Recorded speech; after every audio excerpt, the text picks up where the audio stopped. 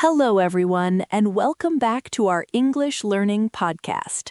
I'm Sara, your English teacher for today, and I'm joined by my wonderful student, Mark. Today's episode is very special because we are diving deep into the world of the past. Whether you want to talk about your last vacation, a childhood memory, or just what you ate for breakfast, you need these rules. But before we get into the details, please make sure to subscribe to our channel and hit that like button. Your support allows us to keep making these free lessons for you. Mark, are you ready to travel back in time? Hi, Sarah. I'm more than ready. To be honest, I've been struggling with this for a long time. I always end up using the present tense for everything because I'm afraid of making mistakes with past verbs. Sometimes I say, yesterday I go to the mall, and people look at me funny. I really want to sound more natural. I've got my pen and notebook ready to fill up with all the tips you're going to share today. Let's make this the ultimate guide for everyone watching. That's the spirit, Mark. Don't worry. Even advanced learners make mistakes with the past tense. Let's start with the foundation, the past simple. We use this for finished actions. Think of it like a box that is closed and moved to the attic. It's done. For most verbs, we just add ed. These are regular verbs. For example, work becomes worked, and watch becomes watched. If I say, I watched a great movie last night, the action is complete. But here is the tricky part, spelling. If a verb ends in y, like study, we change it to studied with an I. And if it's a short verb like stop, we double the last letter, stopped. Did you know about these small spelling changes, Mark? Oh, I know about studied, but I always forget to double the letters in words like stopped or planned. That's a great reminder. But Sarah, let's talk about my enemies, the irregular verbs. There are so many of them. Go becomes went, buy becomes bought, see becomes saw. It feels like I have to memorize a whole new dictionary. Is there any trick to learning them, or do I just have to suffer through the memorization process? Because honestly, saying I buyed a car sounds so much easier, even if it's wrong. I wish it were that easy, Mark. Sadly, bide isn't a word. There isn't one magic trick, but I recommend grouping them. For example, some stay the same, like cut stays cut, put stays put. Others change in a similar pattern, like sing becomes sang, and drink becomes drank. Instead of memorizing a list of 200 verbs, try learning 5 a day and using them in sentences. Now let's talk about negatives. This is where many students fail. When you want to say no in the past, you use did not or didn't. But here is the golden rule. The verb must return to its base form, so you don't say, I didn't went. You say, I didn't go. It's like didn't steals the past power from the verb. That's a perfect way to explain it. Didn't is like a magnet that pulls the ed or the irregular shape away. So if I want to say I didn't see you, I say I didn't see you, not I didn't saw you. I think I've got it. What about questions? Is it the same magnet effect? If I want to ask you about your weekend, do I use did at the beginning? I want to make sure I don't sound like a robot when I ask questions. Exactly. It's the same rule. You put did at the start. Did you have a good weekend? Notice I said have, not had. Did you see the news? Did you finish your homework? This is the core of English conversation. But now let's move to something a bit more colorful. Sometimes the past simple is too short. If you want to describe a scene, like a movie director, you use the past continuous. This is for actions that were happening over a period of time. I was walking. She was singing. They were eating. Mark, imagine you walked into a cafe yesterday. What was happening there? Use was and were to describe it. Okay, let me try to be a director. Yesterday, I walked into the cafe. The sun was shining. The customers were drinking coffee. The barista was making a latte.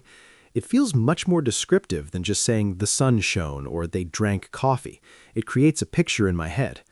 But Sarah, I often hear sentences that combine them, like I was sleeping when the phone rang. Why do we mix them? It feels like jumping between two different worlds. That is the perfect observation. We mix them because life isn't just one type of action. We use the past continuous for the background action, the long one, and the past simple for the interruption, the short one. Think of the continuous action as a long line, and the simple action as an X that hits that line. I was taking a shower, long line, when the power went out, X. It's a very common way to tell stories. Just remember, use while with the continuous part and when with the simple part. While I was cooking, the cat jumped on the table. Try to make a sentence like that, Mark. While I was driving to work, I saw a famous actor. Was that correct? I used while for the driving part because it took a long time, and the seeing was just a quick moment. This makes so much sense now. But I have to ask about the boss level of grammar. I've heard about the past perfect. People use had plus the third form of the verb. It sounds very formal and a bit scary. Is it something I really need to use as a beginner, or can I survive without it for now?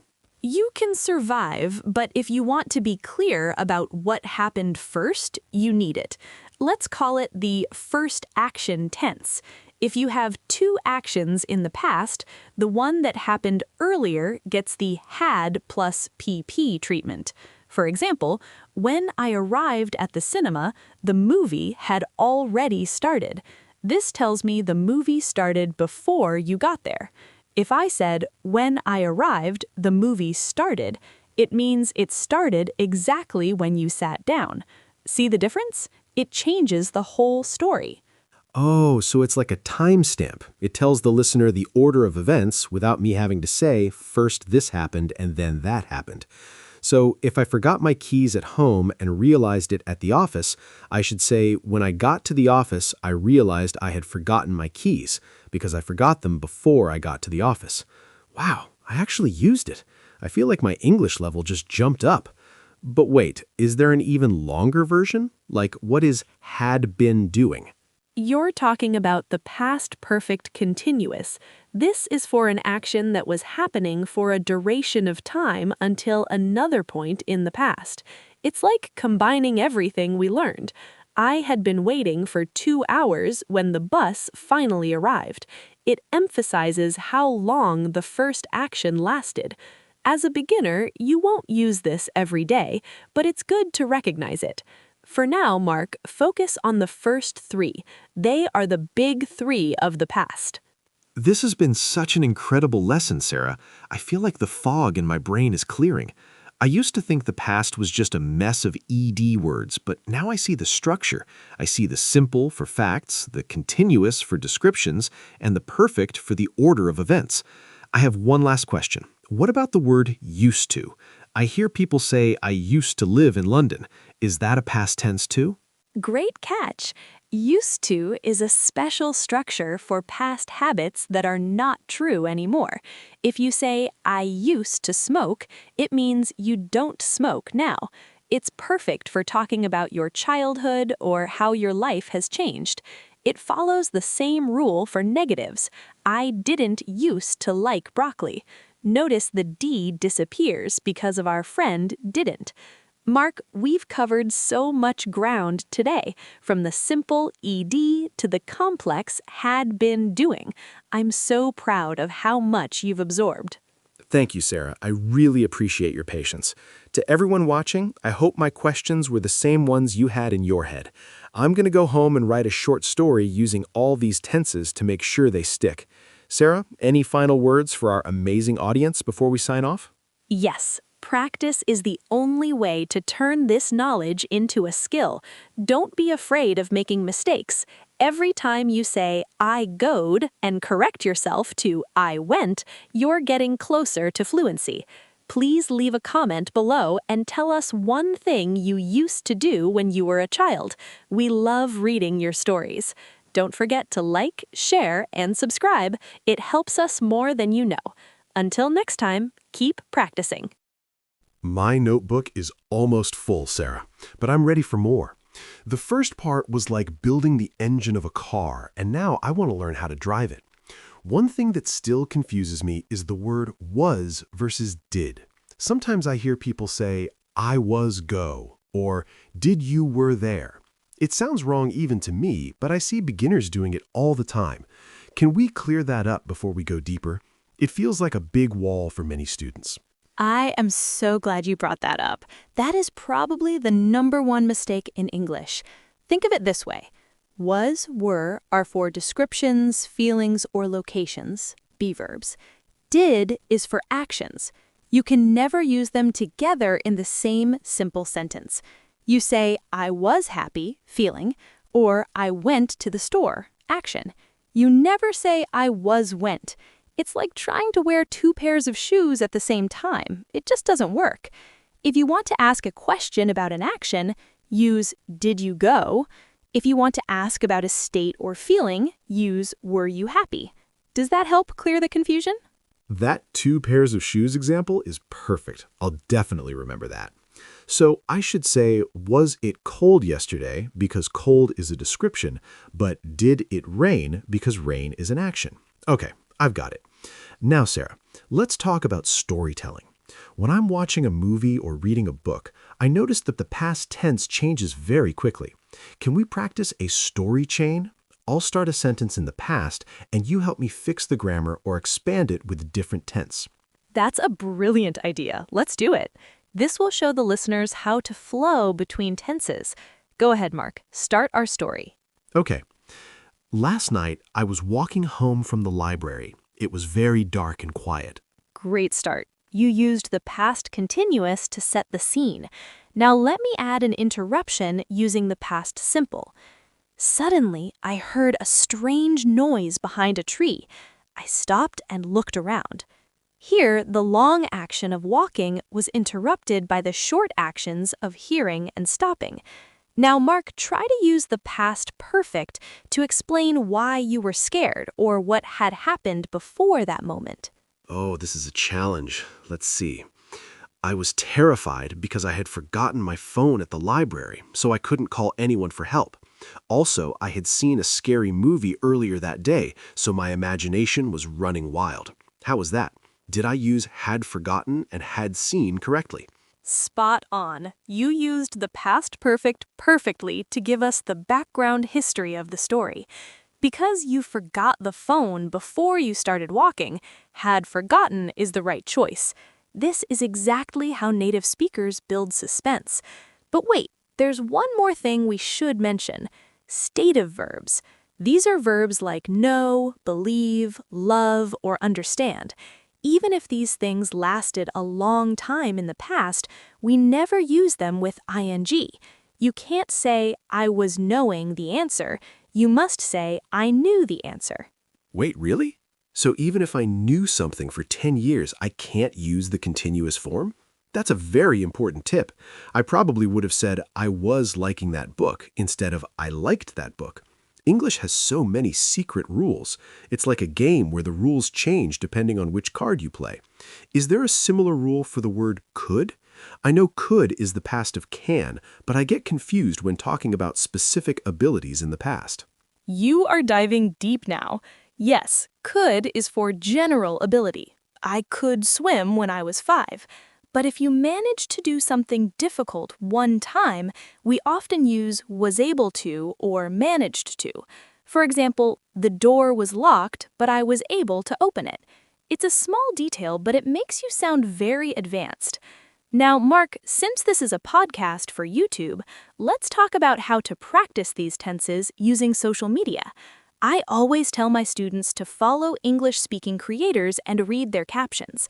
Most of the time, they are telling stories about their day using the past tense. That's a great tip. I actually started following some travel vloggers, and they always say things like, we arrived in Italy yesterday, but our luggage had been lost at the airport. It's like a real-life grammar lesson. Sarah, before we finish, can we talk about pronunciation? The ed at the end of verbs doesn't always sound like ed, right? Sometimes it sounds like a T or a D. This is very hard for me to hear. You're right, and it's a big topic. There are 3 sounds for ed. I'd after T or D sounds like started or needed. T after P, K, F, S, Ch, Sh sounds like watched or worked. And D for almost everything else like played or loved. Don't worry too much about this at the beginning, but try to notice it when you listen to native speakers. The more you listen, the more your ears will tune in to these sounds. This is so much information, but it feels organized. We talked about the difference between was and did. We practiced storytelling with the big 3 tenses, learned about stative verbs, and even a bit of pronunciation. I feel like I have a toolbox now. I'm not just guessing anymore. I'm actually building sentences with a plan. That makes me so happy to hear, Mark. And to all our listeners, remember, you don't need to be perfect to be understood. The goal of language is communication. If you say, I go, instead of I went, people will still understand you. But learning these rules gives you the confidence to speak more and reach higher levels. We have reached the end of our 1,000-word deep dive. Mark, do you want to do the honors and close the show? I would love to. Thank you, Sarah, for being such an amazing teacher. And thank you to everyone who stayed with us until the very end. You guys are the best. If you found this part 2 helpful, please let us know in the comments. Tell us, what is one thing you were able to do today that was difficult? We want to hear your success stories. Don't forget to like, share with a friend who is learning English, and subscribe for more episodes. We have so much more to talk about in future videos. Yes, stay tuned. Next time, we might talk about the future tense. But for now, go out there and use your past power. Bye-bye, everyone. Goodbye. See you in the next one.